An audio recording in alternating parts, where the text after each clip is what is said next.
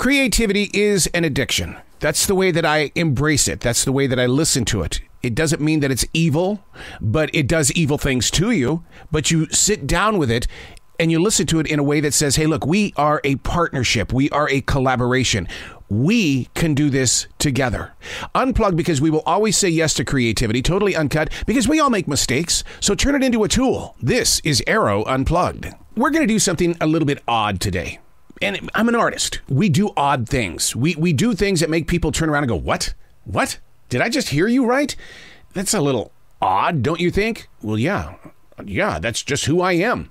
You knew what I was when you picked me up.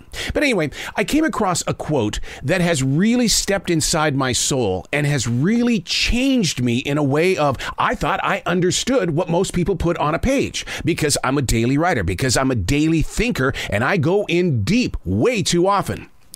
So I wrote about that this morning, knowing that I was going to talk with this author, but I wanted to see if my interpretation was somewhere along his interpretation. And for the very first time, you're going to hear both sides of the conversation.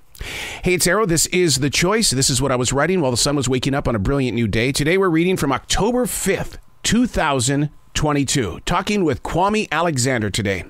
He's a poet. He's an author who continues to race up the book charts. He shares a quote. And the quote is, "Dreams are today's answers for tomorrow's questions." I want to share that with you one more time. Dreams are today's answers for tomorrow's questions.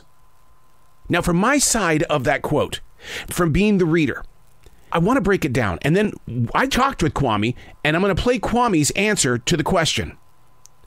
Dreams are today's answers. Being one that doesn't find faith in dreams, I stopped at that point of the quote, mainly because dreaming is not a reality to me. It's a natural metaverse. It's where we go to escape. A collection of mental experiences said to last seconds long, but to say they're part of tomorrow's questions lengthens the interest in the poet Kwame. See, what I need to do is I need to drop my personal point of direction and find a deeper path and meaning. I mean, I've been quoted to say, sharing with you the wisdom for tomorrow while the sun rises today. Kwame's goes the opposite direction. Dreams are today's answers for tomorrow's questions.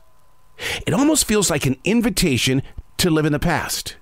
Is it natural to know the way before given the reason to bring up the question? Kwame Alexander, poet, author. His quote again, dreams are today's answers for tomorrow's questions. Good morning. This is Kwame Alexander. How are you doing today, Mr. Kwame? I'm great. Hey, I got to start things off. I've been wanting to talk to you for a long time in the way that you have shared a quote with the world that I really has grown so deeply inside of me. You say that dreams are today's answers for tomorrow's questions. And you know, on the outside, I can only interpret that in one way, but I want to know from the source, what are you sharing with us? Wow. It's, sometimes we come up with these deep things and we have no idea where they came from. All I can think of is that as I was growing up, when I was growing up, my grandmothers, my father used to say these really deep things to me. And I found, you can't know what you don't know. Right. Or dishwater gives back no images. I got to hear all these wide sayings and I try to understand them. I think this is me trying to convey to my kids some sort of wisdom. And I think what this particularly means is that when we have dreams, when we have these sort of visions, when we have these daydreams, sometimes they mean something. Mm-hmm. And sometimes we don't know exactly what they mean, but perhaps we're going to encounter some experience that we're going to be able to refer back to and say, oh, that's what I was thinking about. That's what I was sort of foreshadowing. That's what, is sort of perhaps an answer to the questions that I'm dealing with now. It has been my dream since the creation of The View from the Writing Instrument, which is heard all over on every digital platform, that the reader gets to hear the voice of the writer. Because the interpretations that we pick up on through those pages and paragraphs, it's like there's a deeper story there. It's like the inside sleeve of an album. And yes, I've run into musicians who have said, I don't want you to know what went into that song.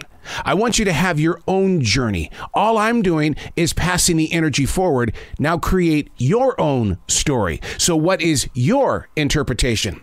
So to spend that moment with Kwame this morning is something that it's like I waited 9 years for this, to sit down and share a quote, each other's sides, but I went to the source of the information, to feel what he was thinking and believing in so that we could share it with other people. Like I mentioned in the conversation before, I believe in the theory that a raindrop touches a seed that becomes a tree. The tree sacrifices its life so that I can have a sheet of paper. I write on the sheet of paper. I have a conversation with you. You grow forward. Pretty deep, right? But it's about us. It's about this moment and how we're going to change the next moment. I'm Arroe, and that's what I was writing while the sun was waking up on a brilliant new day.